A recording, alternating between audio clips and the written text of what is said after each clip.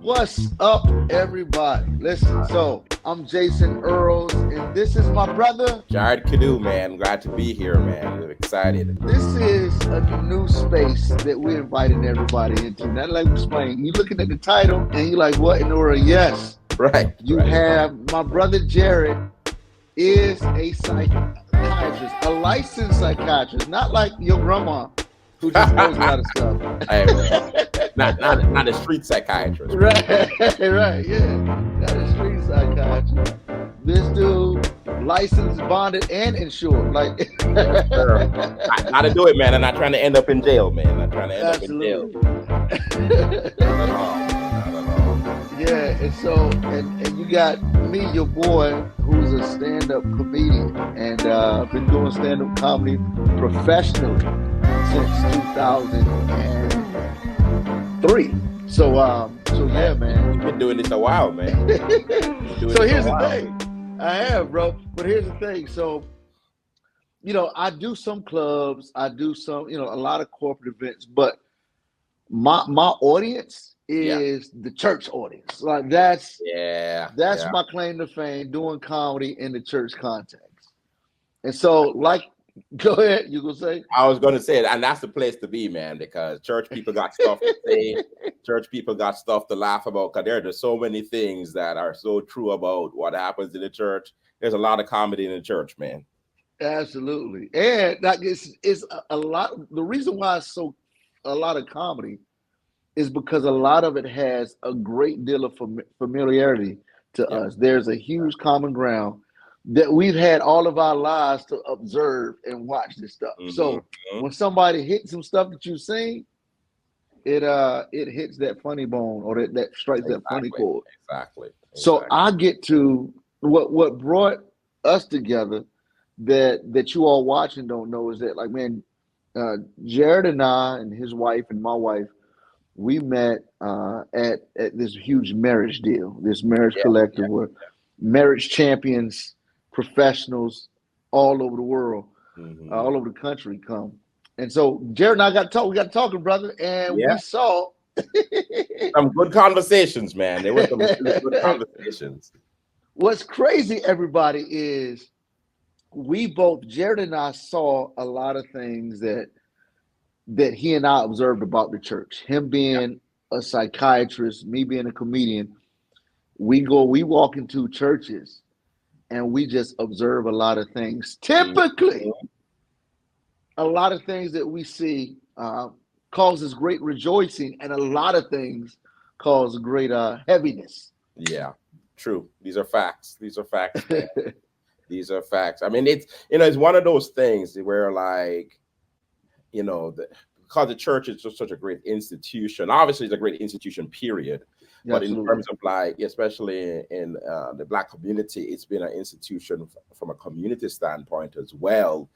There's just a lot of things that happens there because there are very few institutions that have that background, that longevity, and also just that space that has been created where Black people, more or less feel comfortable. And so because of that, it's a family environment in many ways, right? Yeah. There's just a lot of stuff going on there that is just, I mean, a lot of good stuff, but some stuff that's just, man, that's kind of rough because of just what's crazy is how in a lot of our churches that regardless of where you are, it gives, like what comedy brings, it brings a great sense of commonality. In other words, it doesn't matter who you are, what you look like, even how you're wired mentally. Oftentimes you get a certain, there's a certain love and acceptance that you get. I remember here's what y'all got to know.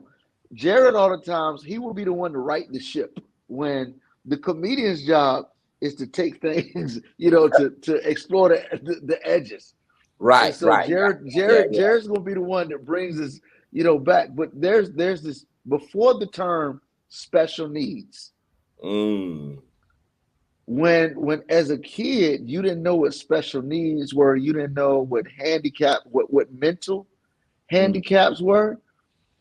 Nobody said anything, but they just let sister such and such, who had special needs get up and testify in Right. church. Yeah. Yep. Yep. Yep. Exactly. And because once again, the church is like a family, right? So it's like, Yeah, this is just cousin so and so, and we give them their space, which is, I mean, in many ways, it's such a great thing, right? Because, right. man, you've created this space where this person who maybe in any other context would not be given this opportunity, you give them the opportunity to say or do something that they just wouldn't do anywhere else, Dude, growing up, my parents, my dad was in charge of the bus ministry, right? Mm. So ironically, he drove, like, the church bus was an old daycare church bus, yellow bus, and it was short. So my dad drove the Oh, short no. bus. Oh, no. Oh, man, that's tough, man. That is tough, man. That is. Oh, man. The jokes write themselves, I'm sure, man. Dude, I'm sure. especially in high school, when dudes are like, you get into a joke session, Right. and cats like, but you got the short bus parked in front of your house. Like, Jeez. Hey, man, there's nothing you can do about that. One guy is like, yeah, that's true, man. I'm just gonna have to take that. I'm just gonna have to take absolutely. that. So, but what was crazy is, ironically, on this short bus, there was a gentleman, an adult male that we picked up every Sunday. Right. Every Sunday we picked up. His name was Leslie. Leslie's, going on to be with the Lord. But we knew Leslie lived in a small apartment right behind that was connected to his parents' house. So he had his own key. He wasn't, and I'm speaking to as a kid now. Mm-hmm. He wasn't normal. Like, Right. he was all we knew as a kid, all I knew as a kid, my brother and I, we knew Leslie wasn't normal, but we treated him and respected him like family. Yeah. And but to this day, I don't even know what was wrong with it. I don't know. Well, and you see, Dude. that's the thing, because like growing up, you see certain things, and it's like, yeah, that's not 100% right, like Yeah. normal or right or whatever. But you can't put it in a box because you really don't know what you're still even figuring out what normal is, right? Growing up, and Yeah. something is kind of off kilter, but you have no idea how to categorize it or how to put And, it, and, right? and nobody talks about it. Nobody talks about, and that's the part. Yeah, no one says anything like, hey, like, you should know XYZ is going on with such and such, right? Nobody says Yeah. that to you. You just gotta like absorb it and kind of figure out, okay, how am I going to work within this context, right? Right. Neither did anybody talk to Leslie about his handicap. Nobody. Nobody. Well, if they did, I don't know. But nobody just. He showed up because they invited, knocking on doors, inviting people to go to church. Right. We provide a bus. Leslie showed up, and they just started treating Leslie like he was part of the family. And I just, to this day, you know what? Next episode, I'm gonna go do some digging, and we're gonna continue this Leslie story, because I want to find out from my parents what in the world what like exactly really went was on. going on with him, man.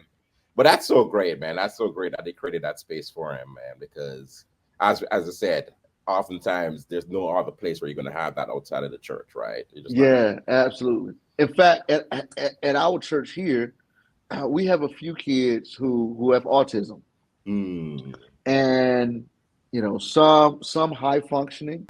What one of the parents said, the son who has autism was in a play, got on stage and gave a speech, and also got on stage and led a song.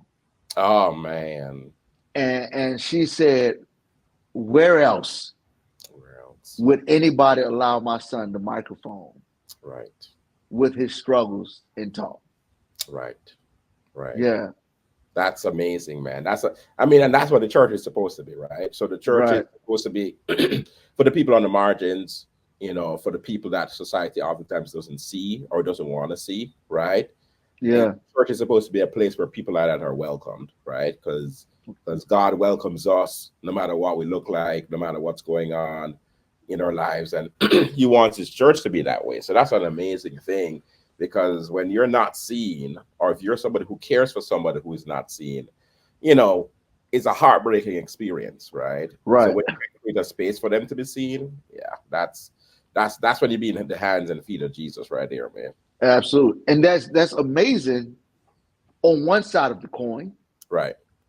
But then on the other side of the coin, you have the same pattern where there's a lot of things that go on and people don't address. Yes. Which gives the church that I see as a comedian and you see as a psychiatrist, right, is that there's a lot of pain and hurt and things that go on in the church. And I hate to say it, like I don't like it. It often seems, it doesn't seem like it's getting better. Ooh, man, that's a tough one. That's a tough one. But you're speaking no lies, man. You're speaking no lies. Yeah. So why is it that, oftentimes when we as a people, as Black folks within the church, we hurt, we suffer, and oftentimes the suffering never subsides. It seems to be consistent. Talk to us, please, brother doctor. Man, I wish I had all the answers to that question, man. I mean, because it's such a deep question and it's such a important question, man. Like, there's so much pain, I think, within the Black community that's been there since Black people been in America. That's what it is. And I think a part of it is, one, and this is just facts. One, I think society as a whole hasn't created a space for Black people to find healing. And if somebody doesn't create a space for you to find healing, then it's going to be very difficult for you to seek healing, right? Yeah. Seek resolution, to seek some kind of way of getting better. It's going to be hard for you to do that if the space hasn't been created for you externally. And if the space is not created for you externally, then what ends up happening is that consistently, what ends up happening is that you create a narrative within your head about the fact that I don't need a space, right? I don't need a space for healing. Why? Because there's not a space anyway. So I'm going to teach myself to be okay with no space being there. Wow. It's tough, man, because it's a survival mechanism. It's a survival mechanism. When we think about how Black people came to America, largely, through slavery, almost all of us who are here. When you think about that fact, that truth was embedded within that. Like, you don't matter. You're of no value. Your only value is what you produce. That's your own value. But outside of that, you have no humanity. Any pain you have is yours to keep and for you to just deal with on your own. No one is here to help, right? So yeah, go ahead. No, I was just going to say, and that has, obviously America has evolved, and obviously slavery no longer is here, but Black people still find themselves in a similar context where oftentimes their pain isn't seen, and because it's not seen, it's like, once again, the message is still the same, even though the situation has changed somewhat. Your pain doesn't matter. You got to take care of that on your own, and no one is going to help you.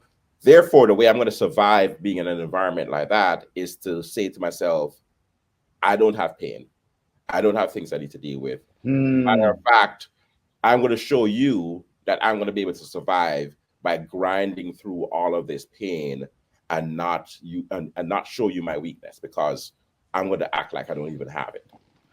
Dude, that's so weighted. And let's parse that a little bit, because as you were talking, I had this imagery in my head, this word picture that I'm about to try to paint.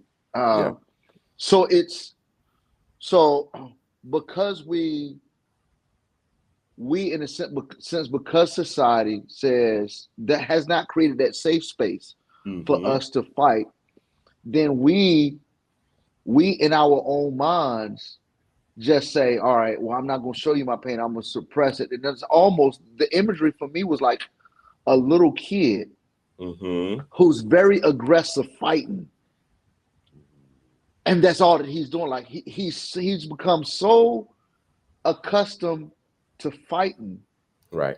Fighting is normal. Right. And he doesn't even realize, like, even when he gets a sheet of paper and he just like he fighting, even like even the way he writes, just and so we're always fighting. And if I'm not fighting, I don't feel normal now. Ooh. Yep. Yep. You hit the nail on the head. That is exactly it. You're in a fight or flight situation. And so God made us to be in this to have fight or flight as an ability to survive extreme circumstances, right? So when you're in an extreme circumstance, like if a bear is coming after you or somebody has a gun and you're running, like your body's not going to feel pain the same way, right? It's like it shuts it down. It shuts it down so that you don't feel tired, you don't feel pain, right? So that you can get out of that situation as quickly and as safely as possible, right? Your body will do that. That's what God made us, right? But that's supposed to be for extreme circumstances. The problem is for many Black people, is that those extreme circumstances from a societal perspective is an ongoing thing. So your body is shutting down your understanding of the pain you're feeling. Your mind won't even register it the way you should. Right. And so you are in this stage where you're in fight or flight all the time, and we know that's not actually really healthy for your body. Like that actually hurts you over time. Right. Wow. So I've been, I'm the comedian that also loves the Bible. Right. So man, I've been studying, reading through like Numbers, in the book of Numbers. You got the children of Israel who've left. They've now left Egypt, been delivered from slavery, and in the process of them leaving slavery, and they haven't reached that promised land, that promised place. But in the midst of it, God is taking care of their needs. But their needs, they're getting tired of eating this bread, the same old bread, this manna. And so they get sick of it. And instead of trying to work through it to get to the promised land, they're like, take me back to Egypt. Like, let's just what's crazy is this about that. Like God delivered them from the hard labor of slavery and the oppression. And they're going to this place with that ceased, but it isn't like they wanted to be. So somehow their desire is to gravitate back to the oppression. Right. Yes. So yes. So I'm looking at that like, man, how often can I be at a place where God is taking me to a new heights, new level, but something gets uncomfortable for me, and pressing through to become what's amazing. And so, but because I don't want to go through that next hurdle to become what's amazing, then I go back and settle with the traumas, the traumatic situation. Yes. So trauma becomes normal. That's trauma becomes normal. Yep. Trauma becomes normal, right? So it's, man, like, because you're absolutely right. It's interesting because even when the Israelites were leaving Egypt and they started running into initial problems in the wilderness, they start talking about, man, like, the food was so good in Egypt, right? The food was so good in Egypt, where they were literally killing you and putting you to death on the horrific circumstances, right? Yeah.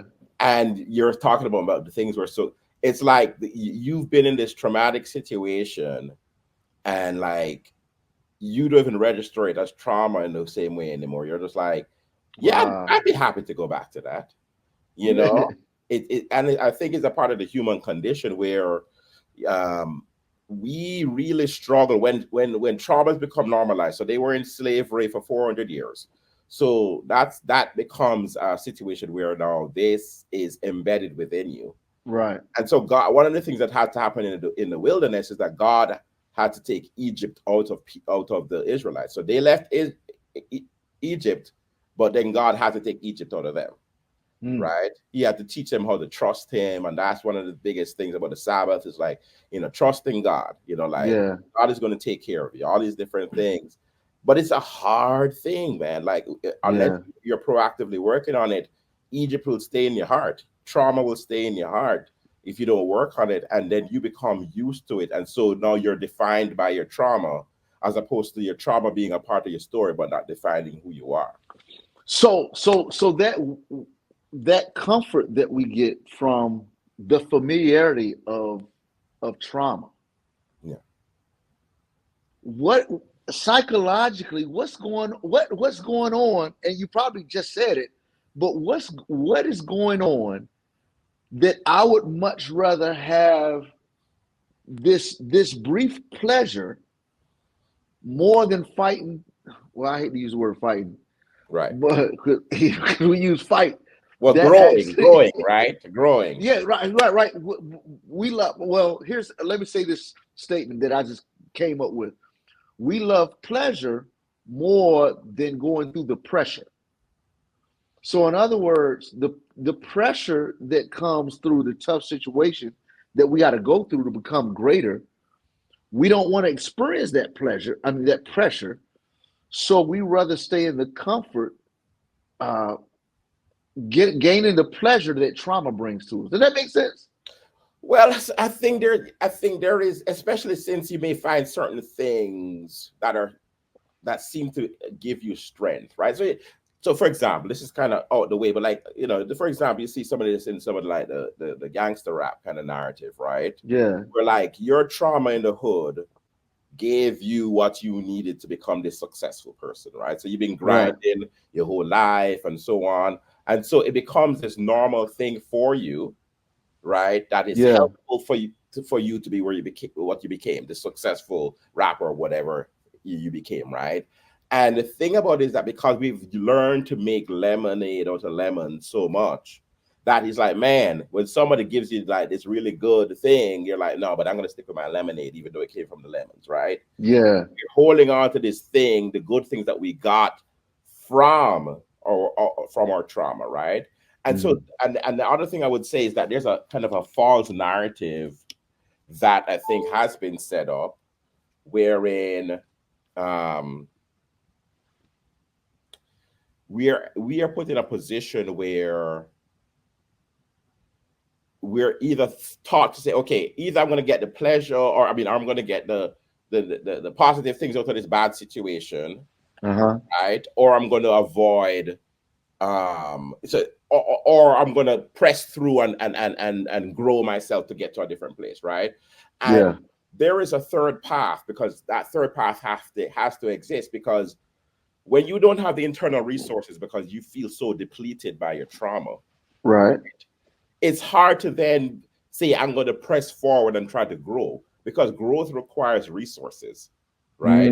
Our bodies can't grow if you are malnourished, you're not going to get as tall as you could. You're not going to put on the weight you should, right? You're not going to grow as a child, because you need that resource of food to get to that next level from a growth standpoint.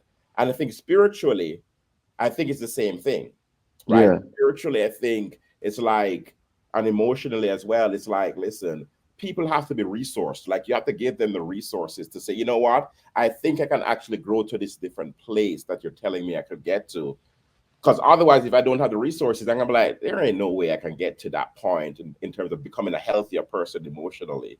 There's no way if I've got no resources to get there. Absolutely. So, speaking of resources, that's actually why we're doing this. Yes, exactly. Because we want to create a safe space. Yeah.